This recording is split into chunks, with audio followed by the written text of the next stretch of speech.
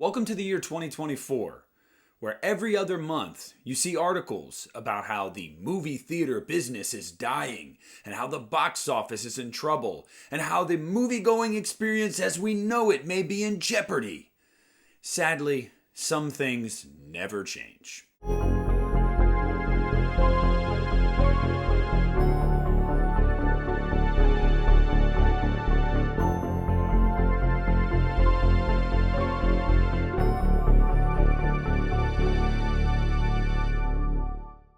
Hey, what's up everybody? It's Nick here from the Lost River Drive-In, and today I wanted to go on a rant. Now, I haven't done one of these rant pieces in a while, but I know some of you guys that have been around for a while really like it when I do the rants. So you're in luck.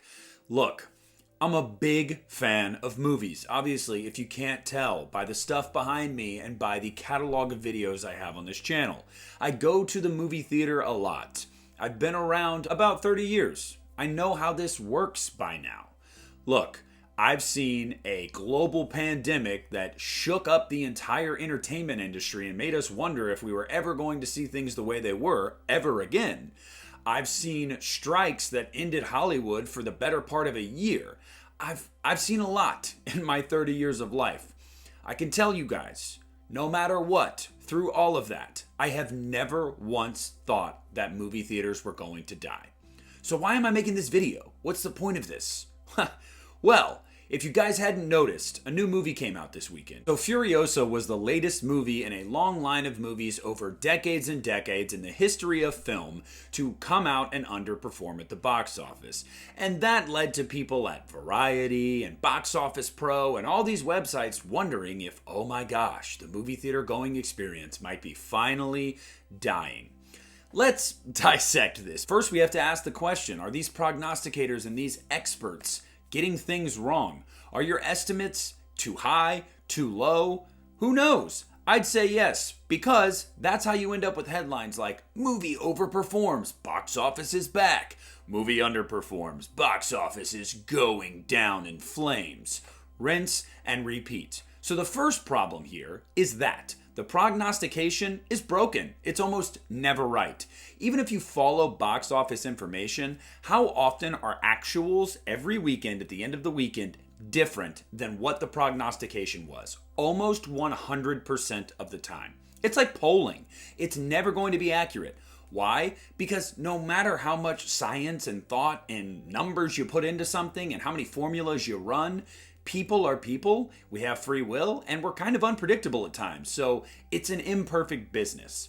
Now, does that mean that if the numbers were wrong, you should, I don't know, blow it out of proportion and freak people out, or laud praise and sell a false narrative? No, neither one of those is the right way to go. Furiosa opened below expectations, around 30 million. Now, you ask me, someone who's never seen a Mad Max movie, I know.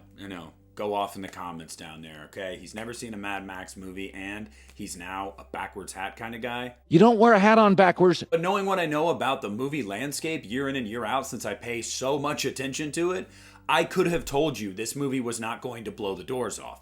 It's a prequel to a franchise that's already rather niche. It's not one that's ever really reached out and broken box office records.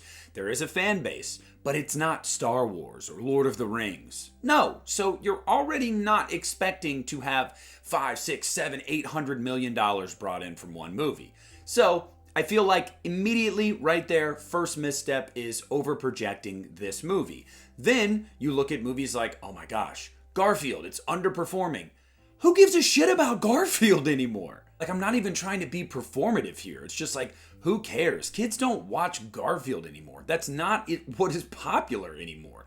Who was asking for another Garfield movie?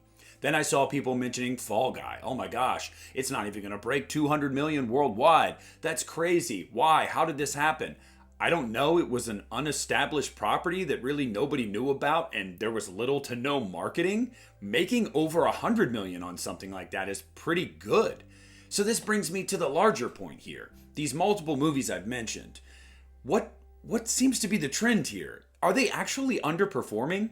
Or is it more or less, one, way too much money is going into making these films, and or two, people are being way too generous with their prognostications. I'm here to tell you, It's both.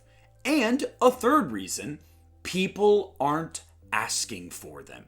Now, what do I mean by that? Well, like I said about Garfield, how many kids watch Garfield or even talk about Garfield anymore? I already mentioned the issues with making a prequel to an already niche series.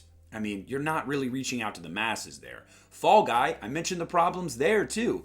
Look, it's not that people don't want to go see these things. Enough people will go see them and they're profitable, sure, if you're not dumping $150 million into those movies. I've heard good things about these movies, so it's not really about the enjoyment factor with these films. But in this day and age where everything is so oversaturated, whether it be food, whether it be movies, whether it be ways you consume your media, you have got to stand out and reach out to the masses. And if you're not giving them what they are asking for on the whole, you're not going to see the results there. And if you're not going to do that, why are you spending over $100 million on these films before marketing? It makes absolutely no sense. You see David Zaslav do it all the time over at Warner, and you're just wondering, like, at some point, some of these boards of executives have to fire some of these people. It makes absolutely no sense. And because of all the problems I laid out to you, you're getting these hit pieces on the theater industry every few months. And then when a movie opens huge and exceeds expectations, those hit pieces go away for a while. Oh, and then one underperforms. Oh, here we go. It's absolutely good! It's honestly gotten to be so exhausting. Look, let's just call a spade a spade. 2024 is just off to a slow start. There haven't really been that many big movies that have come out that people have been asking for. And to further my point about how movie theaters aren't dying, the ones that people have been asking for have done exceedingly well. Dune Part 2 passed over $700 million, nearly doubling what the first one made. Now, yes, the first one was released day and date near the end of COVID, so it was supposed to make more. But over $700 million, any movie that does that is a success, period. That's just the way numbers work out. Godzilla and Kong: The New Empire is about to become the highest grossing MonsterVerse film ever in America. The highest grossing Godzilla film ever in America. That is not, like, that's real. That's a real thing that is about to happen. But you don't hear people talk about that. Although their opening weekends and their box office legs were lauded for a couple weeks, as soon as a movie underperforms, or as soon as a movie gets a mixed reception, it is immediately, forget about those, let's act like within a month the landscape has completely changed. When in reality, the facts here are that, no, the landscape hasn't changed. It's just the stuff that's coming out right now, nobody really gives a shit. And the best part about these kind of overreactions and these articles people write, these videos they make, is simply that here in a couple months, this is going to be like a distant memory until the next movie underperforms. And why do I say that? Not only am I sure that 2024 isn't going to be a bad year on the whole for the box office, I really think that when you're not even 6 months into a year or 6 months into anything, you really shouldn't be jumping to conclusions. Why? What's on the docket, Nick? Oh, I don't know. Joker Folie à Deux. I think that movie's going to do pretty well. Deadpool and Wolverine, an almost guaranteed lock for $1 billion worldwide. I don't know. I think that's going to do pretty well. I don't know about you guys. A Quiet Place Day One. Yeah, that movie's going to be a banger. It's going to make a lot of money. Twisters. Gonna make a lot of money. I can go down the list and give you movie after movie that will end up being wildly successful. And at the end of the day, when all those movies come out and they do incredibly well, and the box office as a whole for 2024 really isn't different than a normal year, all of these pieces you are reading about and this fear-mongering from these people online, again, distant memory. It's going to be something that you don't even remember happened. And I implore you guys, because I'm going to do the same thing. Dunk on them. Remind them. Keep the receipts.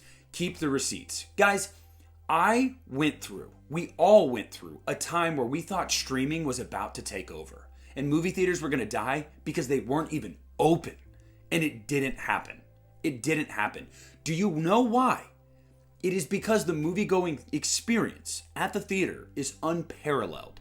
Even when things are more expensive, no matter when that is, or even if you have a shitty experience every now and then with, terrible patrons there, at the end of the day, people still crave going to the movie theater. And a movie big enough that wants to get them out of their house to go see it will bring them there and will be successful because it is a forum that you cannot replicate. You just simply can't. And I know there are a million reasons sometimes to bitch and moan about going to the movies, just as there are a million reasons to want to go to the movies. And that's why I think at the end of the day, it always wins out, no matter what is happening across the world. If you build it, they will come. And I'm sorry, but what you've been putting out so far this year largely has not been what people have wanted to see. But we're not even into summer technically yet. And we're writing off this year as the end of movie theaters as we know it. It is short-sighted, it is reactionary, and it is malpractice. Every single journalist that writes a piece like this, it is journalistic malpractice. I'm sorry, and I'd love to sit down with you. I'd love to, and I hope one comments on here, because I can tell you, you know what you're doing. You're ginning up clicks, and that's all they're doing, guys. They're just trying to drive engagement. They're trying to feed off of your fear. It's what these people do. Oh my God, is it gonna die? Are movies gonna close by the end of this year? No. Stop the bullshit. Stop the nonsense. There are massive movies coming out this year. Theaters are not in trouble. What is in trouble is journalism as a whole in every aspect of American life. It is absurd. So guys, at the end of the day, I guess my point is no, movie theaters aren't dead. No, we shouldn't be worried yet. There's still plenty of time and still massive movies to come out. The prognostication that these people are doing sometimes is just wrong. Actually, most of the time it's wrong. Whether they're underselling or overselling it, it's usually wrong. There are so many factors that go into why things are framed the way they are. But I can tell you, it is absolutely positively not because movie theaters are dying. And every single time I see one of you pundits tweeting that or writing an article about it and trying to get attention and creep people out and make them fear that they're going to lose that golden experience they've had their entire lives, it makes me want to do just ugh. So yeah, guys, that's my rant on the state of the movie-going industry currently and all the number of problems that are facing it, none of which have to do with actually people just going out and seeing a movie. But again, that won't drive clicks. Making a long-form video like this, laying out reasons and explaining things isn't going to drive clicks like writing a, I don't know, couple-sentence headline or paragraph about how things are fucked. Whatever. I rest my case. I digress. It's just ridiculous. I'll revisit this video of mine too in 6 months and I'll go, oh, what do you know? It's almost like we shouldn't freak out all the time. Whatever. Look, I appreciate you guys. If you're new here, subscribe to the channel. If you're not new, welcome back. Whoever you are, wherever you come from, I'd love to discuss this more down in the comment section below. Leave a like on this video if you can. This is Nick. I appreciate you stopping at the Lost River Drive-In, but I think it's about time I'm pulling out.